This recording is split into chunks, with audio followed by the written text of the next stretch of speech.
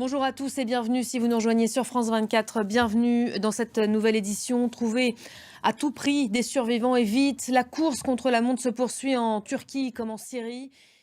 Et les derniers chiffres officiels font état de 9500 morts et des milliers d'autres blessés. Des chiffres qui risquent rapidement de s'alourdir. C'est pour prêter main forte que de nombreux pays ont envoyé ces dernières heures des renforts. L'aide internationale qui peu à peu s'organise. Une première équipe de secouristes français évolue désormais à Osmaniye, dans le sud. Et côté syrien à présent, l'aide humanitaire, là aussi, peine à s'organiser. Le seul point de passage de l'aide vers la zone rebelle du pays depuis la Turquie a été, selon l'ONU, touché par le séisme. L'organisation a promis une assistance destinée à tous les Syriens sur tout le territoire, y compris dans les zones rebelles.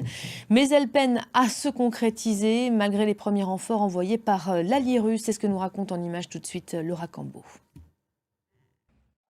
Voilà pour ce l'on peut dire pour l'heure de ce séisme et de ces opérations donc, qui se poursuivent. On aura évidemment l'occasion d'y revenir tout au long de la journée. On le disait, lui, affaibli par les sondages, l'inflation et le ballon espion chinois. Mais c'est un Joe Biden gonflé à bloc qui s'est présenté cette nuit devant le Congrès américain pendant 1h12.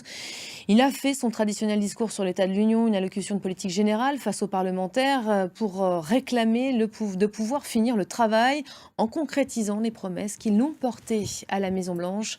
Résumé donc de l'intervention avec Julien Cheida.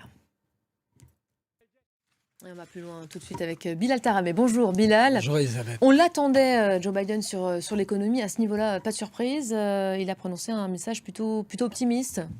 Oui, si on devait résumer ce discours de Joe Biden, c'est...